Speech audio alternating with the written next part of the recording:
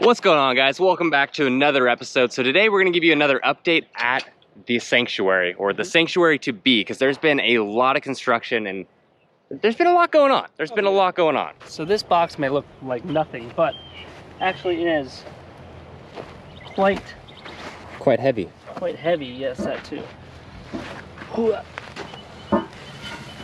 So that's the drainage that you guys saw, was that a couple weeks back? We had all that stuff. It was all right here. Did we? That is all in the ground. We showed the pipes. We showed the casings too, because we showed all the pipes back there, and then we walked over, yes, and all the casings were here. So all they're we in the do ground now is run this all the way down that line for all these enclosures here. But guys, we already have the main pipe that runs all the way down the property, or the perimeter fence here. So we're already tied off over there, tied off another section to tie the old enclosures into. So everything is going to drain through here. No more of worrying about flooded areas or too much rain, or can't displace the cold water fast enough to get the warm water in. This is all built up, all draining. It's going to be draining much better than it was before. And it's huge pipes, so yeah, it's all figured out. And before we get going too far, keep walking. So people love your Godzilla shirts, and I just noticed what you have on the back. You got Godzilla riding a jet ski, so yeah, it's in Miami Vice style, so people are gonna like that. This is also exciting right here. What they're doing is they're starting the walls that go all the way down there. So which is gonna be the back side of the enclosures? Exactly. So we got these enclosures done, the ponds are done. Now what we're doing is we're doing the walls. So we actually put the drainage in, just finished it up this morning. Which you can actually see those pink pipes. All the pink pipes. So what the pink pipes are is they are the Ys. So when we tie into each pond, we know exactly where it is. Well, they know exactly where it is. It's not me, it's these guys. I just design it and they build it. These guys make it happen.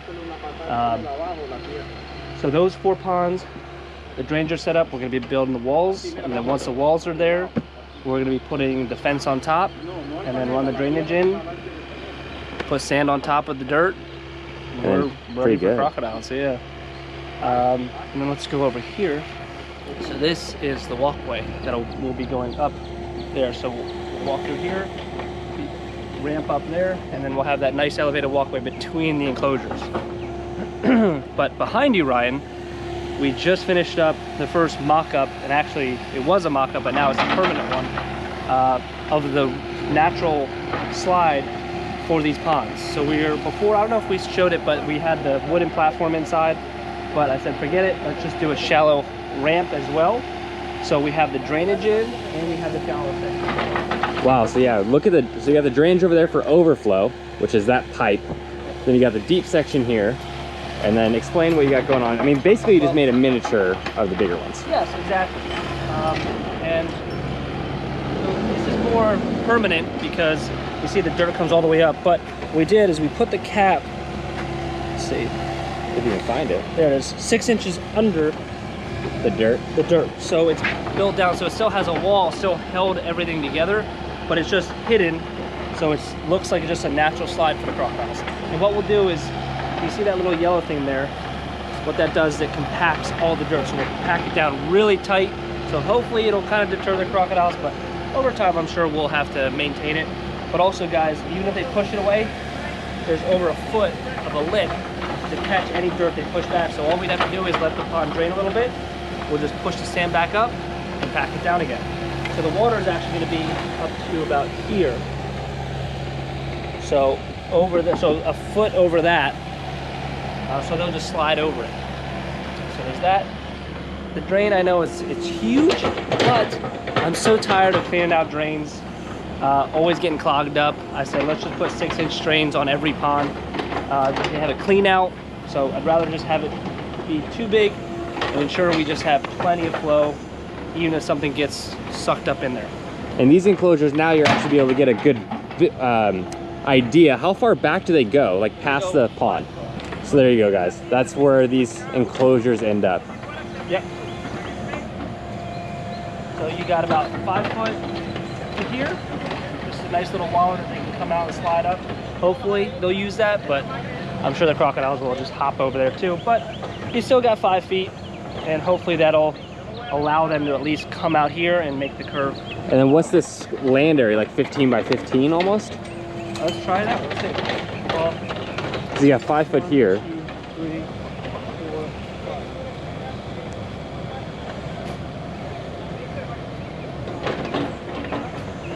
About 14 there.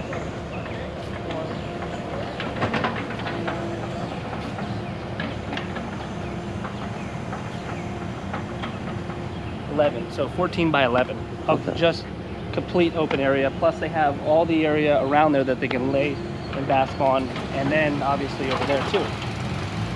So we'll just put like a little robolini, like a pygmy date palm tree in here. Nothing too crazy, because again, all it has to do is shade that high. You know, crocodiles, they're not too high, so it just has to shade them, not us. But this will go all the way down, guys. So we're replicating this 10 times over. So as you can see, they already started this. We can actually go up down here and see the process. So unfortunately this was kind of an afterthought, so they had the pond all done. So what they have to do is they have to cut them out. They cut these to a foot down, and we'll recap it. And then this tie back. So what this is this wall thread runs all the way to a concrete block in the ground, and that holds this wall back. So if there's sand pushing in or water or whatever, it just holds the seawall where we want it to be at all times. But you can actually see too. So we push this one down, so it'll be a lot lower, and then you can see this is pushed down too. So we put a cap and then put dirt on top of it like we saw the other one. So again, right now what they're doing is they're stamping that down, really compressing it, so all around the sheet pile is really compacted before we put the sand on top. And obviously, naturally it'll compact, but it's good to just compact it initially so it holds that much better. So you can see here, this is exactly what it was. Unfortunately, like I said, it was an afterthought, but it's something, let's just do it now, you know, before it gets too in-depth. And I don't like that wooden platform. I'd rather just try to keep these ponds as natural as possible, but still holding the sides to ensure, you know, crocodiles enjoy their life here. So we'll bury this, or we'll cut these, make the sections, but man, they're moving. So I'm sure, I bet by the end of next week, we'll be done all these shallow sections. So it's not a huge deal, but it's a big deal. What's crazy too is every single pond is like a different color, has different algae growth. It really is a little micro ecosystem, every single pond, which is cool to see, especially because of it being a natural pond. So the ground, that's the ground water table right now, because what it is percolating up from above and just staying with the groundwater. Yeah, you got a whole ecosystem in there. You got bugs, you got dragonflies, algae. Isn't that crazy? Look at the frogs. Oh, and bugs. a frog. I didn't even see that. There's actually a leopard frog right there, guys. Yeah. So it is so cool to see how, like, it just, you know, it just takes over. And that's what I love about these natural ponds is obviously there's a lot of biological bacteria in there. So it's a natural pond, you know, but ensuring they won't destroy it. It'll be around a long time instead of like our other ponds that the crocs are always messing up. So this, guys, behind you is essentially the front entryway of the sanctuary. So this is where we'll bring all our guests in initially. And you can see the drainage here. So what this will do is all the existing enclosures, well, actually the Cubans and the Siamese will actually drain in that new area that we looked at, where the pink flyers were, or the pink stakes were with the 4 enclosures. They'll actually tie into that and drain. But all the other enclosures here will drain all this way. So the greenhouse will drain here, the other big enclosure will drain here, and then it'll run out. So and you got a little bit of water here, so it's all gonna be built up. Another, like, what, 2 feet? Oh yeah, yeah. I mean, you can see it's probably gonna be up to about here. Yeah, so there's not gonna be any water. So what this is doing, this is one of the tubs that's just draining out this way.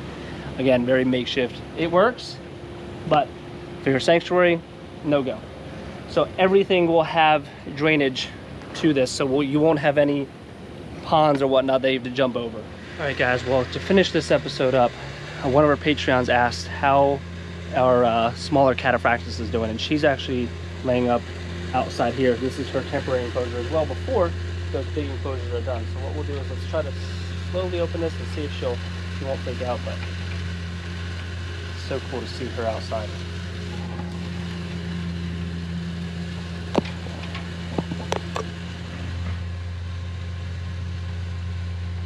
Yeah, she's lounging. Oh yeah. It took her a bit for her to really settle in outside. And what she would do is she would like just prop her back up in the water and just get a little bit of sun. And then she would just lay halfway on the sheep pile. And now she's completely comfortable, fully sprawled out on the sheep pile. And what's kind of cool is you see how the sheep pile is curved like that. So it's cool how their legs will dangle much like if they're laying on a log in the wild. So it's really cool how it kind of replicates that. And that's how I actually saw a cataphractus in the wild. It was in 2015 when I went to West Africa, and it was a big adult female laying up on a rock, and she had her legs dangling like that.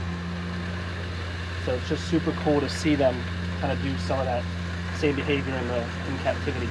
All right, guys. Well, that wraps up the end of April update. Yeah, I hope you guys enjoyed. Make sure to like, comment, subscribe. Also, we are doing the giveaway. So we did run into a little bit of snag. Both of us are gonna be busy the next couple days, so we're not probably not gonna get a video out until like Wednesday or Friday next week. So that's when we're gonna announce the winners. So there's gonna be one person that won off YouTube, 2 people off Patreon. We will announce that by the latest Friday, which is May 6th? May 4th? May 6th, I think. Whatever the first Friday of May is, that's when we're gonna announce it.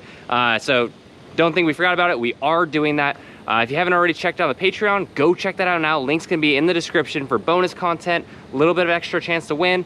But besides that, like I said, we will announce those winners next Friday at the latest. But we'll see you guys on the next episode. See you guys. So we got 2 little Cubans and the Nile.